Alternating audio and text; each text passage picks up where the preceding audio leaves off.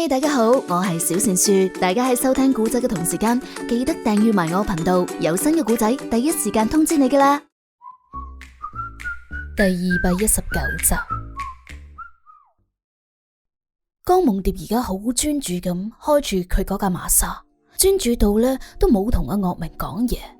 岳明本嚟都想問下佢哋而家打算去邊度先至好，畢竟啱先至走出嚟，應該揾一個比較隱蔽嘅地方去落腳，咁樣就可以逃過警方嘅追捕，又可以有充足嘅休息時間啊嘛。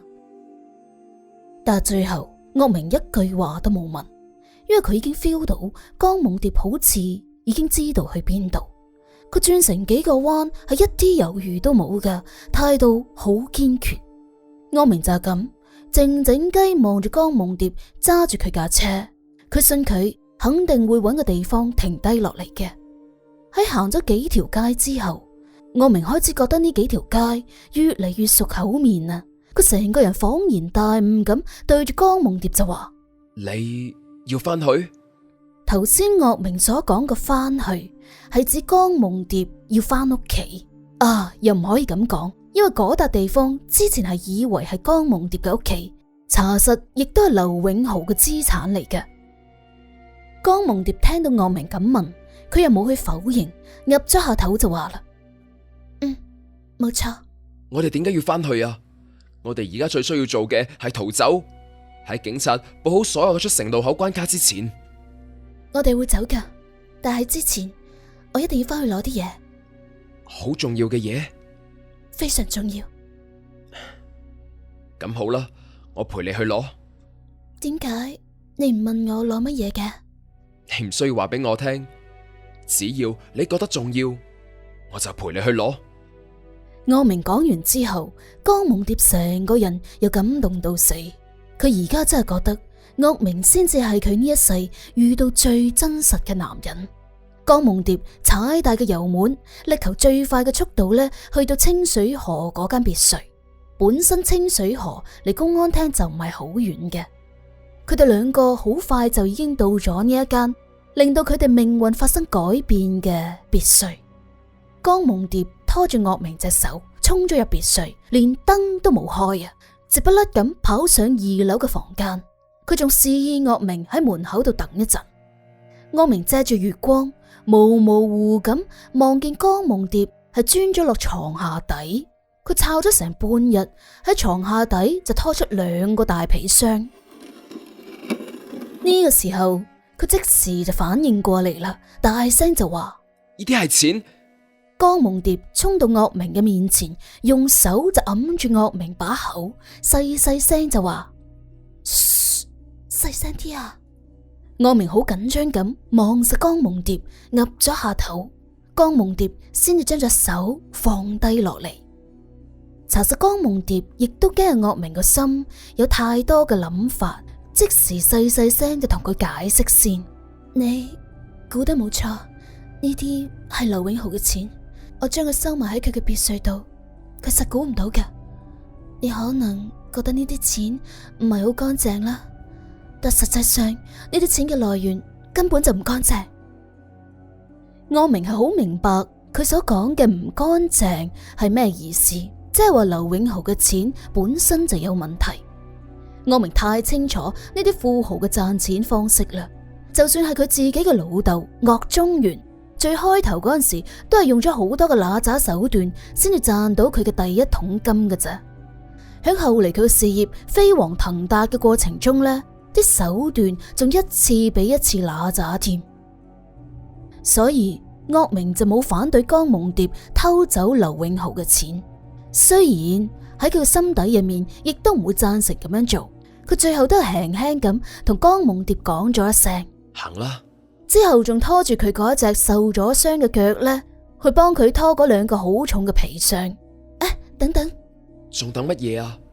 江夢蝶望實佢，笑咗下就話：你睇我總唔可以着住件睡袍同你亡命天涯啩？呢句話講完之後，江夢蝶即刻將身上嘅睡袍呢就除晒佢。雖然就冇開燈，間房亦都黑麻麻嘅，但喺月光嘅底下，江夢蝶嗰個婀娜多姿嘅胴體就喺岳明面前若隱若現，搞到岳明即時成面都紅晒，而身體仲有晒反應添。之後江夢蝶赤裸住嘅身體即刻喺衣櫃入面抄咗成堆衫出嚟，為咗方便行走，佢揾咗一套運動衫就換咗佢。換完衫之後，江夢蝶行到嚟已經發晒吽哣嘅岳明嘅面前，拍咗佢兩下心口就話：喂，行啦。哦，岳明依家先至反應過嚟啊！佢哋兩個人好艱難咁將嗰兩個又大又重嘅箱就搬落樓下。江夢蝶嗌岳明拎住兩個箱先，自己就走去開門。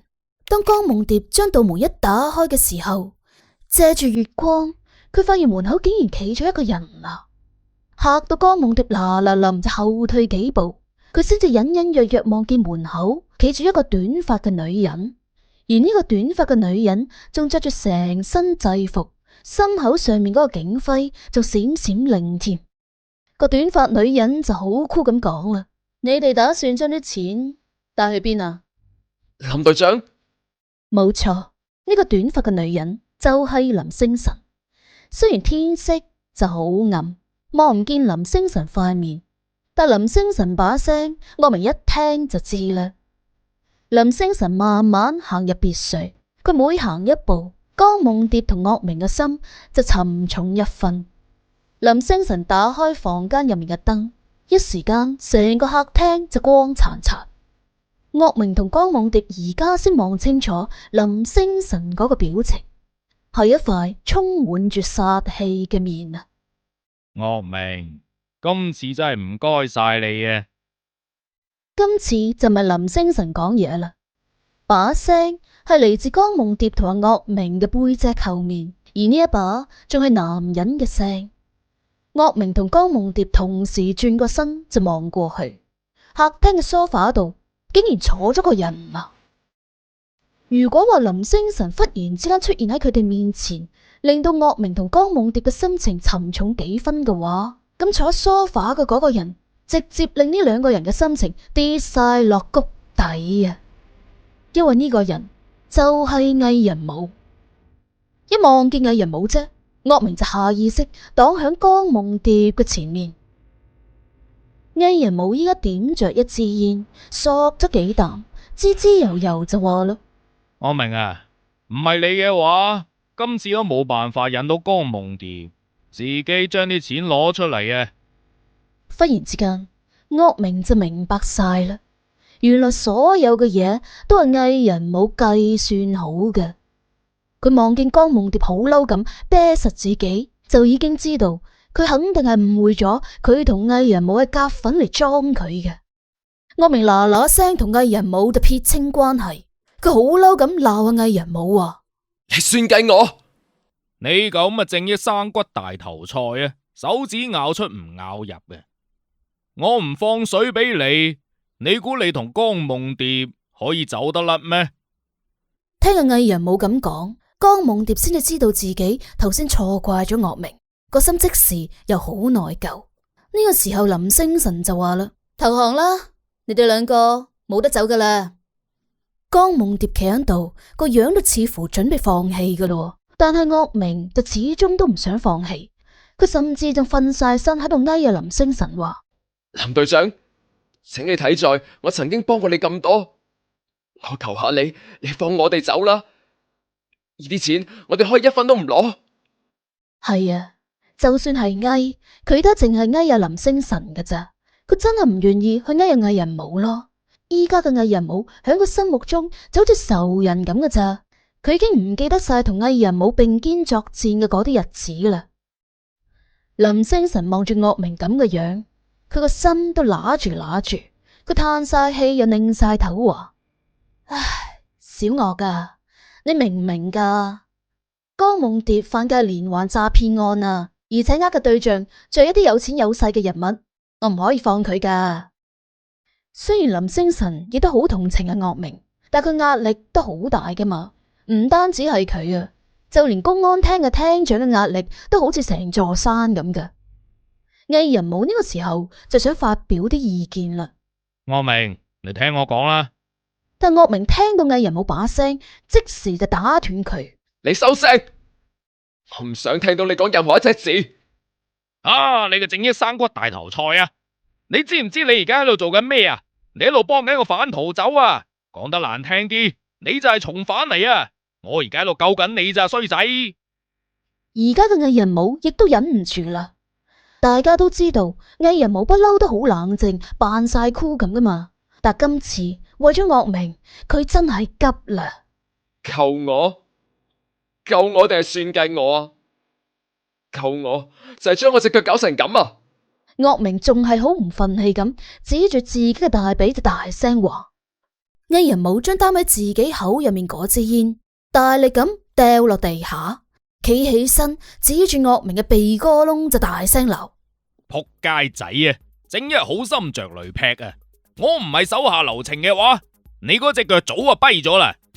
我設個局放你哋走，係為咗等你大罪立功，等你可以擺脫從犯嘅罪名啊！你到底明唔明㗎？咁樣講嚟，我仲要多謝你咯。頭先岳明講緊呢一句話，係好明顯係有嘲諷嘅意思嘅。魏仁武聽到之後，亦都只能夠好無奈咁擰下頭。而企喺隔籬嘅林星辰亦都睇唔過眼啦，就幫口勸佢啦：你哋兩個啊，一人少一句，特別係你啊，小岳。魏先生佢雖然平時唔善於表達自己嘅感情，處理問題嗰陣時又酷又無情，但係佢嘅出發點係好噶，特別係對你啊，我信你自己都明白噶，係咪？今次林星辰又講得冇錯啦，魏仁武救過岳明幾多次，佢數都數唔晒啦。而家佢又有啲後悔對魏仁武 V 哇鬼叫啦。頭先可能佢哋兩個人應該坐低落嚟，好好咁傾一下，話唔定仲可以冰釋前嫌。岳明不嬲都係一個耳仔軟嘅人嘅，而家佢望住嬲爆爆嘅魏仁武呢，個心都好難定。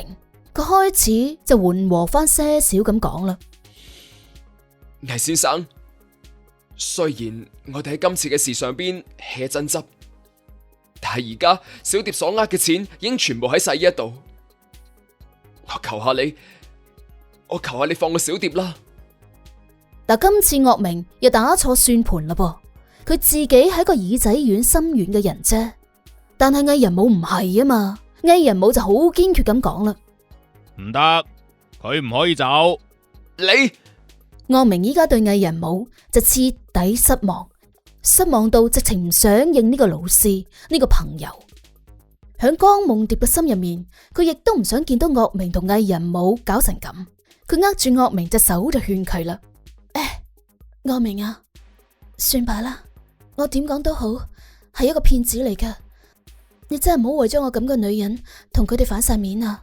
你未來嘅路仲有好長噶。岳明就好傷心咁望實嘅江夢蝶，佢擰轉頭對住林星辰同魏仁武惡死能登咁話：冇人可以帶走小蝶，如果有人想帶走佢，就先從我嘅屍體上面攬過去。魏仁武望咗下手錶，嘆咗啖氣就話：唉，你條粉腸死牛一邊頸，話極你都唔聽嘅。時間都差唔多啦，我講你唔喐，呢個人應該講得你喐啦啩？岳明，你要抌低我，同呢個女人走。就喺呢個時候，喺門口嗰度又多咗一個嬲爆爆嘅女人聲。一聽到呢把聲啫，啱先仲誓死要保衛江夢蝶嘅岳明呢，就秒縮沙，好驚青咁大聲話：姨姨，你點解嚟咗嘅？